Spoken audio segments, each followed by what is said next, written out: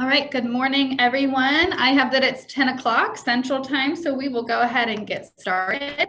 My name is Dr. Erin Yelland, and I am an extension specialist at Kansas State University, and we'll be hosting our webinar today that is being offered from Dr. Shelly Jackson, who is a consultant for the Elder Justice Initiative at the U.S. Department of Justice. And I know all of us from the North Central Region Aging Network are incredibly excited to be hosting this webinar today, and we hope that those of you who are joining us live will enjoy and ask questions, and then those of you who are watching the recording later will learn lots of good things from us. So without further ado, I will pass the baton over to Shelly, and she's going to be talking about understanding elder abuse in rural America. Okay, thank you, Erin. Can I just check you can hear me okay? Yep, we can. Okay, great. So good morning, everybody, and thank you for joining us today. I am a consultant, as Erin said, with the Elder Justice Initiative. And one of the things that we do is kind of think about what the field needs, looking for gaps in what the field needs. And a few years ago, we started thinking about rural and tribal elder justice. Now, when I say elder abuse, my understanding is that this audience has a working knowledge of elder abuse, so I'm not going to go into, describing what elder abuse is, but let me know if we need to do any of that. Okay. My slide is not advancing. Hang on.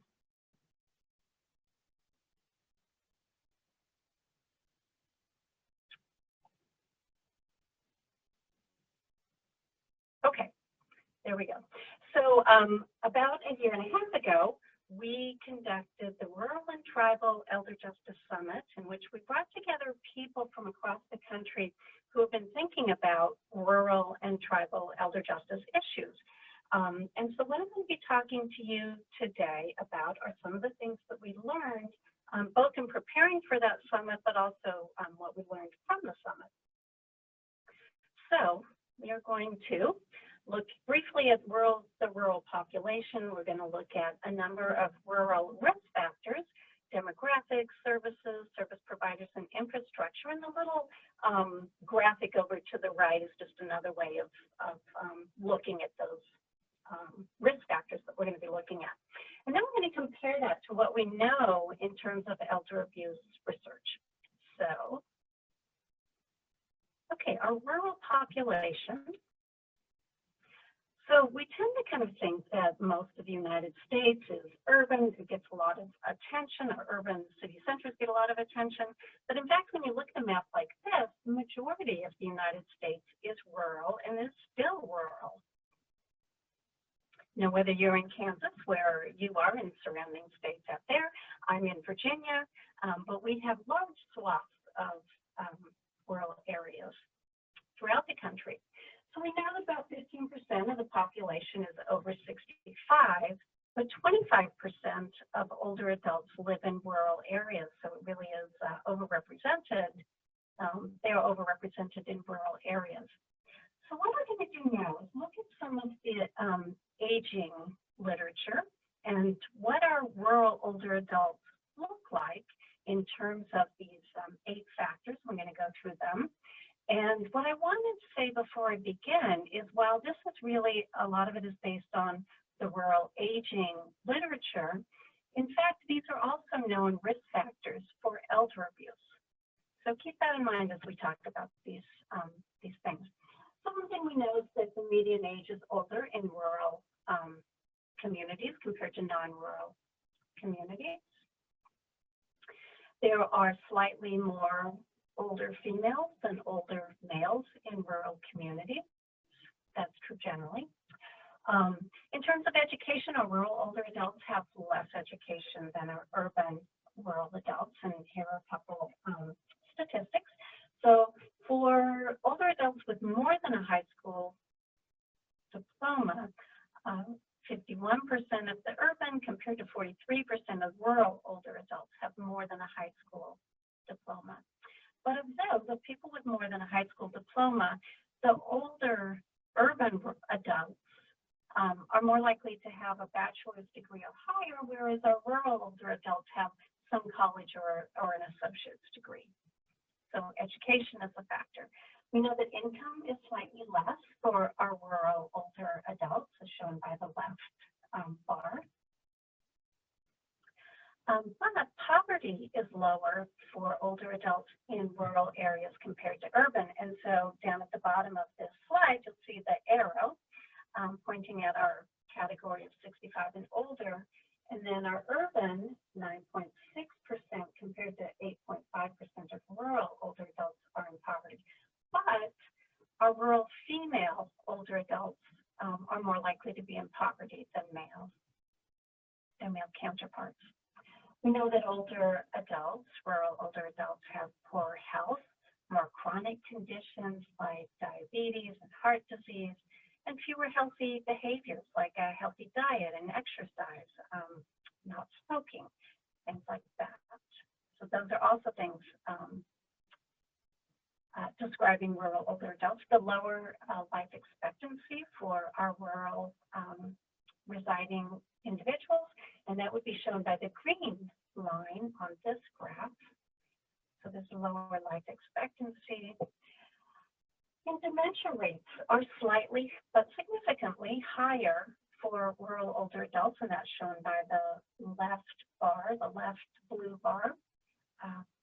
But also cognitive impairment is slightly higher for our rural older adults. Again, the left blue bar showing that.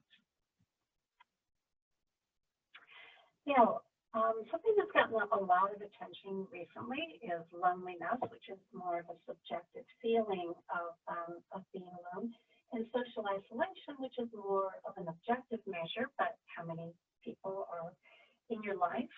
But our rural older adults report that they have more loneliness and social isolation compared to the urban older adults. And again, that's shown by the left blue bar. Now we know that loneliness and social isolation has been equated with smoking 15 cigarettes a day and increasing your risk of mortality. But also, loneliness and social isolation have been shown to be related to elder abuse as well. So if we look at at all of those factors together, the characteristics that describe rural older adults would suggest that they are higher risk for elder abuse.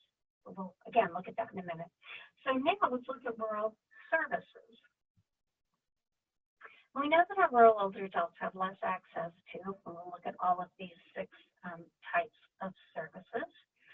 And what I want to explain for this part is that while these aren't risk factors per se, the idea here is that these services are individuals who could identify elder abuse, and then also they are the people who are going to be responding to elder abuse and helping people to recover. But we know in general there's just less access to all of these kinds of services in rural communities. So again, we'll look at each of these. So if we think about social services, we know there are fewer social services in rural areas. This is an article that I recommend that you read. The link is down below. It's a day in the life of an APS caseworker in rural America, and it's really a powerful article about I hate to use the word hardships, but the hardships that go into being a rural social services worker, or what other, you can imagine other kinds of law enforcement, aging services, whatever it is. It's just a really powerful article. So we know that older adults have limited access to healthcare professionals in rural areas. 77% of our rural counties are whole or part health professional shortage areas. So again, these are people who would be both identifying elder abuse, but also people who could be intervening and helping afterwards. So another issue is, regardless of the type of care that the older adult might be receiving in a rural area, elder abuse goes unrecognized. Now this is from an older study, but we still believe it's the case. We've got some terrific people who are and responding to elder abuse in healthcare settings, but we still have a long ways to go there as well. Now, in terms of the opioid epidemic that the federal government and states are really struggling with, really trying to respond to, that only 10% of the prevention and treatment resources are in rural areas. So this is impacting both older adults who might be having an issue with opioids, or their offenders who are affecting or abusing, exploiting, whatnot, the older adults.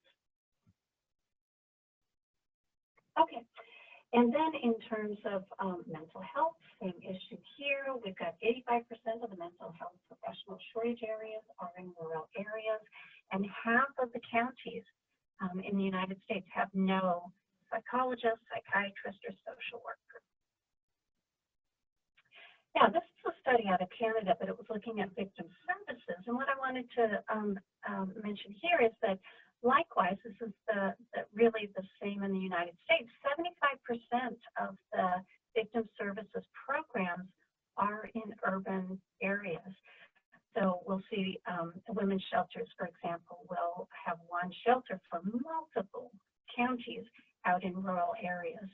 So just the available services are less available in rural communities. And then we're all promoting the idea of aging in place, which is fantastic. We should be doing that, but it is harder to do in rural areas.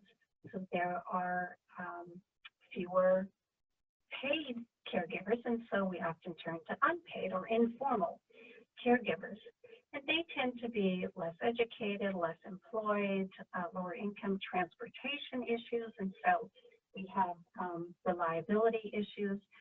So it's a tough setup. And that has to do, kind of feeds in with the idea that more of our rural older adults will end up in some kind of long-term care facility. So this graph is showing, again, the bottom line where the red arrow is 50% of the rural older adults compared to 31% of the urban older adults will end up in a long-term care facility. Okay, so again, let me just recap. The idea there is that when it comes to services, fewer access or less access, and yet those are the people who are going to be responding to and identifying elder abuse. So let me talk about the service providers for a couple minutes. Be they first responders, such as Adult Protective Services, law enforcement, EMTs, they're covering a huge swath of the states that they work in. I've talked to a number of APS caseworkers across the country, in Texas, for example, where they're driving hours and hours to have to make a call, on an older adult. Law enforcement, for example, can't immediately respond to a case because they have to drive a long way. So. But also we've got victim services, aging services, ombudsman, volunteers, lots of service providers. And there are a lot of challenges for these people. So there are staff shortages. It's harder to find people to work in those areas in the first place. There's a lack of training opportunity because, for example, law enforcement has that they're the only sheriff or law enforcement officer in a large area, so they can't take time off to go to training.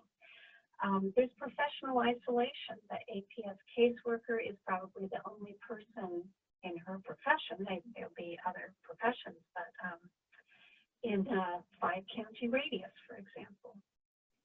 We also know that our service providers have dual relationships, and by that I mean, again, this could be law enforcement, it could be any of the professions, but we'll take law enforcement is both the law enforcement officer, but also a member of a religious organization in the community. And then generalists. Our rural service providers engage in more clerical, other kinds of things than just servicing the victim or the older adult, compared to urban, who really spend the vast vast majority of their time really focused on the older adults. And I wanted to mention a few hardships. So we've got broadband issues in that it may be that a social worker is driving hours to make a house call. They lose broadband connection, and sometimes they're walking into some dangerous situations. We mentioned the geographic distances, the terrain and weather conditions. These are the things I'm sure you're all familiar with. And then once we do identify a case where we do need to intervene, there are fewer referral services available. And here's what I hear over and over again is that everything takes longer, be it you're driving to somebody's home. This was Bonnie Conrad is a legal aid attorney and was describing how, rather than taking a picture on your smartphone, the older adult has to drive to town to make a copy at the library and then mail things. Just everything takes longer. I just want to mention this resiliency framework because we do know that our service providers are doing more with less. They do incredible work and they make things happen, even though they have fewer resources. They understand the rural culture, they're integrated with it, and are an important part of every community. So I want to make sure that I emphasize the great work that service providers do, but they do have some unique challenges as well. Now, we usually don't think about infrastructure and elder abuse, but I'm going to try and make the case that there are some ways that infrastructure, these five sources of infrastructure, have an impact on elder abuse as well. So we know that 418 rural food deserts, desert counties in the USA, and that just means that a grocery store is 10 miles or further away from a resident. Now, what does that have to do with elder abuse? It could be that lack of access to a grocery store impacts somebody's health. So we know that health is related to elder abuse. And then housing. The good news is that we know that more older adults in rural communities own their homes, they live in their homes, but that also, the double-edged sword here is that it sets them up for financial exploitation. We know that they lose their homes to unscrupulous family members and others, but the fact that they have their home is a great source of comfort to them, but also is a source of revenue for, again, unscrupulous individuals. We do know that their homes are falling down in disrepair around them. It's harder to keep up the maintenance on those homes in rural communities. And as we discussed earlier, there are fewer housing options. And so again, we see older adults moving into long-term care facilities. Okay, and then broadband, again, we know that our rural older adults and rural in general, but rural older adults, have less access to broadband, and how that might impact elder abuse. It may be that they are unable to look on the internet to look up services in their area or learn about elder abuse, but also if there is an emergency, they're unable to get help through internet connections anyway. And so it does put them at a disadvantage. Now, we also know that there are 650 rural bank deserts. So banks within a certain radius of individuals. And where there are a lot of unbanked older adults in rural America. And that just means, what are they doing with their money? It's probably being stored in their mattress, but it does leave them vulnerable to financial exploitation, be it theft or other kinds of financial wrongdoing. And then transportation. This is always gets a lot of attention. There are few transportation options. So when older adults do come to the point where it is unsafe for them to drive, what are the options? And that sets up a dynamic of dependency on other people for transportation, and that can set up a dynamic for elder abuse. So again, we don't usually think about infrastructure as impacting elder abuse, but I think there are some really important connections that we can make there. And so now the question is,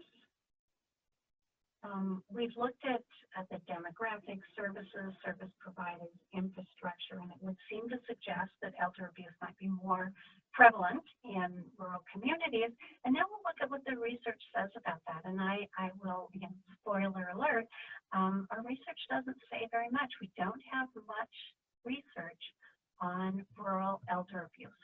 So here are a few pieces of information that we do have.